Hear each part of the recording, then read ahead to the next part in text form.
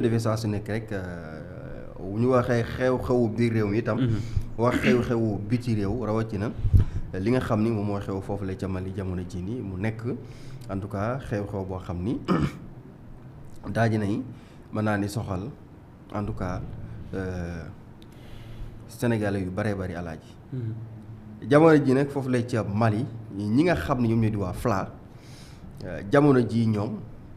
alaaji bu ñu sukkandikoo ci ki nga xam ni moo di seen porte parole nee na dafa confirmer waaye itam assumer bu baax a baax que ni instant bi ñoom ak jiinim ñoom ñooy coordonné ngir di attaquer alaaji contre Bamako ak Wagner muy alaaji les soldats russes yi nga xam ne ñoom ñoo nekk foofu ca Mali yilee kàddu nag mi ngi ko wax ci benn interview boo xam ne mi ngi ko def foofu la ci TV5 Monde moom Mohamed El Mawlud Ramdan nekk porte-parole du Front de la Libération de l'Azawad muy waa FLA bi nga xamante ni si ñoom jàpp nañu ni ñoom duñu ay terroristes ñoom loolu lañ jàppee seen bopp ñoom selon lui alaaji dafa réfuté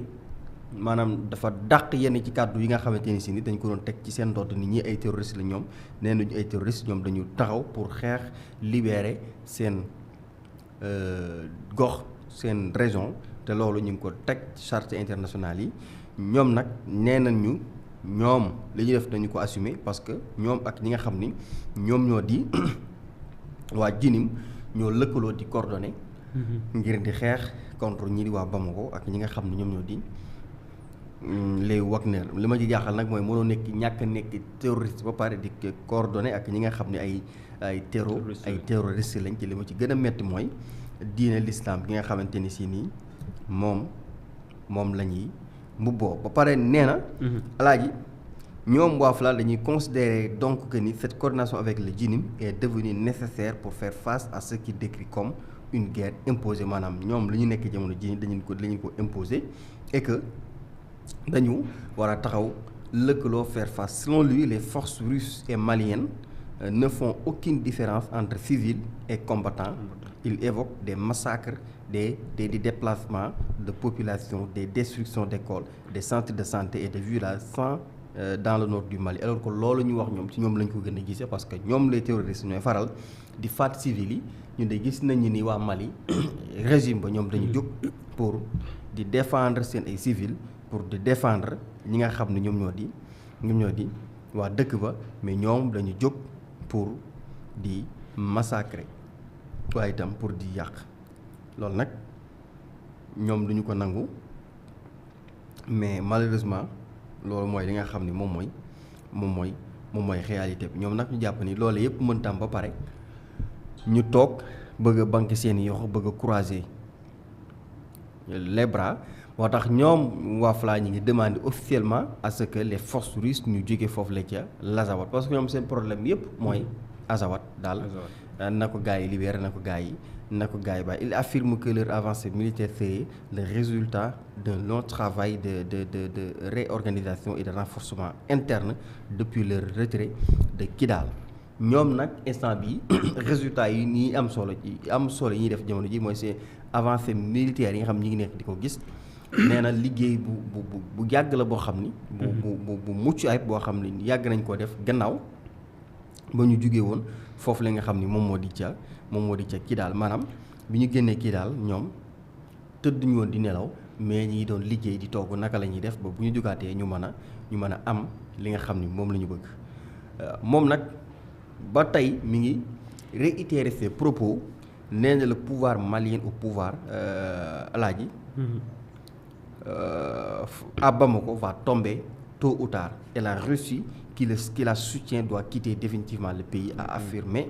mercredi le porte-parole des rebelles du Front de la Libération de l'Azawad dans un entretien exclusif moom nee na nu mu tuddati régime bi fa nekkee jamono ji nii te Assimi Goïta jiite ko tôt ou tard ce régime va tomber maanaam régime bi dina daanu mu gaaw wala mu yeex régime bi dina daanu ce régime va tomber loolee la daal di wax et jooy di jamono foofu la ca Mali ñu ngi nemmee ko ay arrestation yoo xam ne ñu ngi ko ne boobu ba léegi foofu la ca Bamako ak ci yeneen centre urbain yoo xamante ni si nii alaaji ñii di takk deru régime ba ñoom ñoo ko contrôler tijji nañu nag benn enquête foofu lay ca kat yi ndax jamono ji la junte dafa yaakaar ni yenn ci ay éléments pro-Djinim ont pu infiltrer li nga xam ni moom moo di seen administration alaaji ñu nag yëkkati benn somme bu toll ci maanaam une somme massive d'argent a été trouvée à Kidal par la FLA ak ñi nga xam ñoom ne di waa Djinim aucune information supplémentaire nag sur la raison pour laquelle la junte l'a laissé là gars yi joxewuñu ko joxewuñ ci benn détail mais ñoom jàpp nañu ni instant bi nañ leen a infiltré bu baax a baax te même sax tijji nañu enquête jàpp ni am na ci seeni soldats yoo xam ni ñu ngi ci seen biir nekkal fa gars yi maanaam nekkal fi nekk ay pro waa FLA ak ñi nga xam ne ñoom ñoo di alaaji waa Djinim loolu nag tax na ñi nga xam ne ñoo di kilifa yi muy la junte alaaji tijji ab l'enquête pour jëm a identifier ñooñu ñan la sànq manqué wax foofu la ci Azawad ñi waa FLA nag dañuy publier ni ci 1er mai wax ni ñoom alaaji étiquette terroriste bi ñu leen takkal ñoom duñu ay terroriste gouvernement malien bi nee na ñoom waa FLA ñooy wax nee nañu le gouvernement malien dañ leen a bëgg a tuumaal lan leen ay terroriste la ñoom duñu ay terroriste nee na la FLA a affirmé sa légitimité en tant que gouvernement pour l'autodétermination, affirmant que toutes les opérations respectent le droit humanitaire international et les principes islamiques ndeysaan ñoom daal nee nañu duñu ay terroristes. Et il a accusé également Bamako et le corps africain russe de décennies d'atrocités du moins, y compris ces massacres et des tortures yi nga xam ne ñu koy def tout en appelant la communauté internationale et la Turquie à réévaluer leur soutien à la junte au pouvoir. ñoom nag nee nañu duñu ay terroristes li ñuy def alaaji respecté na les droits humanitaires internationaux waaye itam tënk na ci les principes islamiques da tax na mi ngi sàkku sax ci nu mu tuddati Turquie ak ñoom seen ñu xool jàppale gi nga xam ne ñu ngi koy jàppale ñii di waa Mali alaaji mu nekk loo xamante ni si ni nag gars yi ñoom en tout cas ñi ngi koy xeex di ko ñaaw jamono ji nii moo tax li ma doon wax sànq alaaji une enquête du parquet militaire de Bamako a révélé que plusieurs militaires en activité comme à la retraite seraient impliqués dans la planification, la coordination et l'exécution des attaques coordonnées survenues le week-end dernier au Mali. benn enquête militaire boo xam ne gars yi dañu ko doon def foofu la ci Bamako dafa wane ni ay militaires ci boppam des militaires maliens yoo xam ne ils sont en activité comme ñoo xam ne ñi ngi nekk en retraite jamono ji ni jamono ji alaaji dañu impliqué ci jaawteef gi nga xam ni xew na ca week-end bi foofu la ca Mali te ay terroristes def ko maanaam daf ci am ay militaires en activité ak des militaires en retraite yoo xam ne ñoom la leen yombalal yëf maanaam doxalin yi. Selon les informations rapportées, la junte militaire au pouvoir aurait perdu le ministre de la Défense Sadio Camara dès les premières heures de cette série d'attaques, plongeant le pays dans une grave crise sécuritaire. mooy li mu doon wax ma ni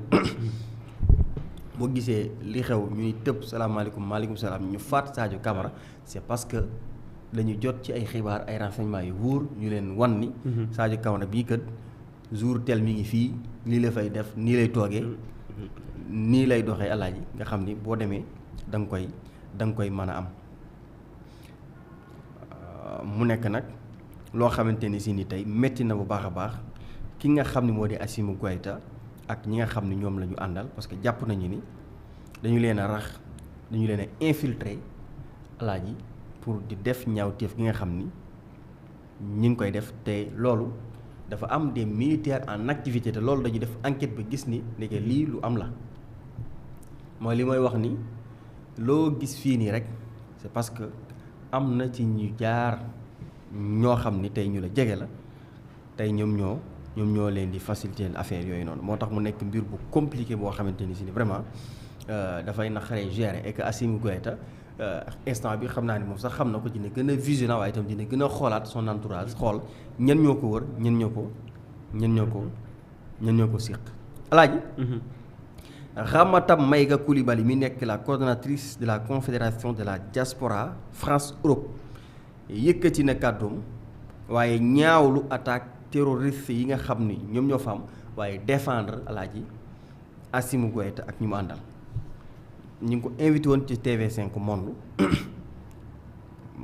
moom nag daa ji ne ñëw ci li xew foofu la ca Mali alaaji ak li fa am moom nag ci commencement bi elle remet en question les informations relayées par certains médias internationaux selon elle les réalités vécues sur le terrain sont différentes des récits diffusés à l'extérieur parce que les médias internationaux moom alaaji nationaux du moins li ñuy manipuler dafa bari alaaji moom nag jàpp na ni ñi nga xam ni ñoom ñoo di la junte militaire li ñu nekk instant bi di ko def ñi ngi koy defal le peuple malien mais attaque terroriste yi fa am amul lenn loo xam ne mën na ko justifier loolu nag moom ñaawal na ko baax et puis itam rafetlu na taxawaayu ñi nga xam ne ñoom ñoo di seen ay militaires parce que nee na seen ay militaires ils se battent actuellement comme des lions moo tax mi ngi jàppale les forces armées maliennes pour elles les groupes armés tels que le FLA et d'autres mouvements présents dans le nord du Mali doivent être considérés comme des organisations terroristes lii la wax je le cite ce sont des groupes armés qui attaquent leur propre pays nos militaires eux se battent comme des lions pour défendre le Mali alaaji interrogé sur les appels des rebelles à une transition pacifique au pouvoir, elle répond que la transition actuelle est déjà engagée dans une logique d'ouverture et de dialogue. Elle rappelle les assises nationales et les discussions initiées par les autorités maliennes avec plusieurs groupes. kon moom jàpp na ni gars yi li ñuy wax du wax parce que ñii fa nekk nii ci boppam ñi ngi woon ci loolu alaaji dem maa ngi doon wax ci benn xale bu ndaw boo xam ni ay terroristes ñoo ko jàpp di ko maltraité mu nekk vidéo boo xam ni dafa mujjee viral trop ci li nga xam ni moo di ci réseaux sociaux yi alaaji waaye itam mu nekk lu ñaaw loo xam ni tey ñu ngi ciy interpellé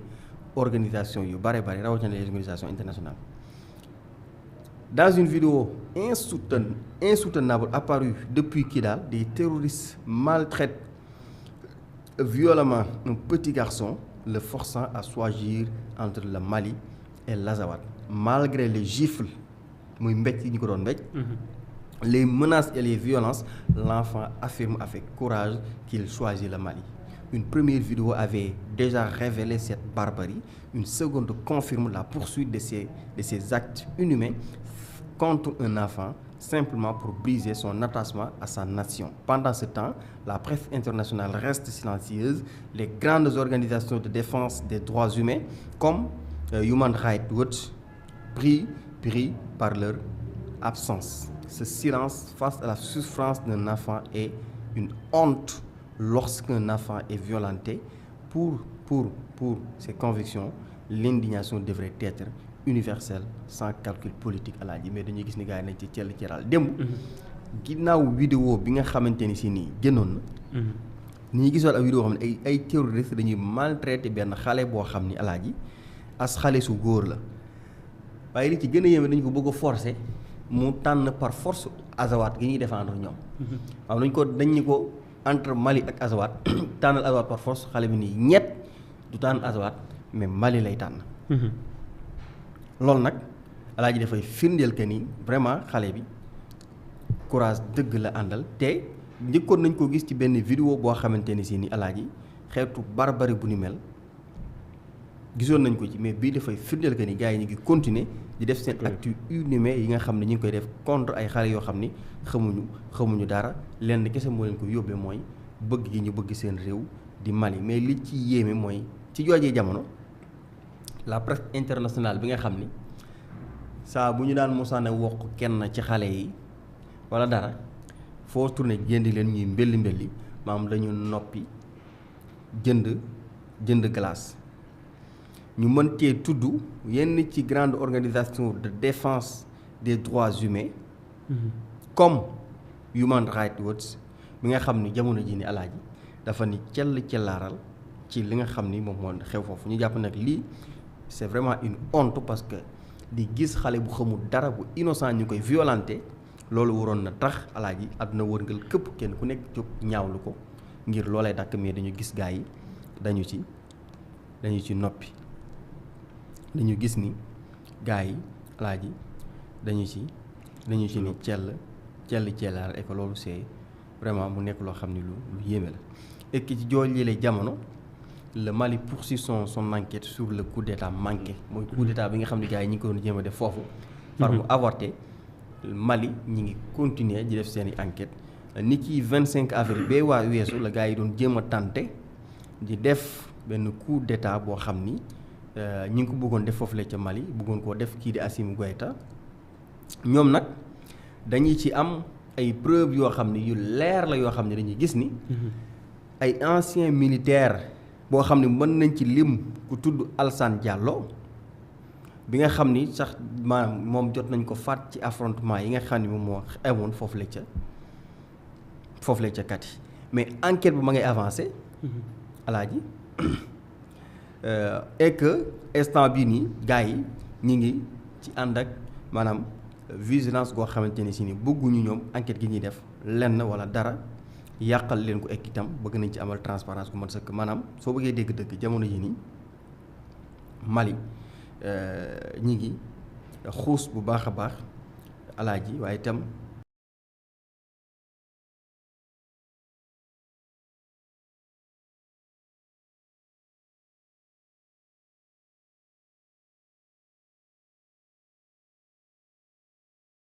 ba tey foofu la ca Mali le procureur de la République près le tribunal militaire de Bamako affirme l'implication présumée de Dr Oumar Mariko dans l'attaque de Kati qui a entraîné la mort du ministre de la Défense le général Sadio Camara. Alaaji le procureur de la République près le tribunal militaire de Bamako moom nee na kii di Dr Oumar Mariko alaaji attaque bi amoon foofu la ca Kati ba ministre de la défense bi di Sadio Camara ñàkk ci bakkanam laale na ci léegi nag dañ leen wax kan mooy docteur Oumar Mariko. Il est un homme politique et médecin malien né le 4 février 1959 à Bafoullabé nekk président du parti Solidarité africaine pour la démocratie et l'indépendance alaaji mu nekk benn ancien leader étudiant et député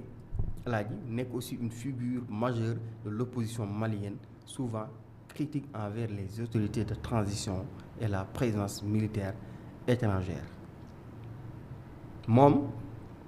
mii di docteur Oumar Mariko mi ngi juddu ci atu février 1954 foofu lay ca Bafoullabé nekk président du parti Solidarité africaine pour la démocratie et l'indépendance nekk itam benn ancien leader étudiant nekkoon itam député waaye nekk ko xam ne ko ñu ràññee la ci opposition ba waaye ñu ràññee ko ci critique kum daan critiquer ñi fa nekk jamono jii nii waaye itam daan ñaawlu la présence des forces étrangères déjà lii rek c'est suspect alaaji ci ku mel ni moom moo tax moom le procureur alaaji de la République près le tribunal militaire de Bamako moom dafa firndeel ni kii nga xam ne mooy docteur Oumar Mariko laale na ci boobule attaque maanaam lii tey piste la boo xam ni dafay yombal enquête yi pour ñu xool ñan ñu nekk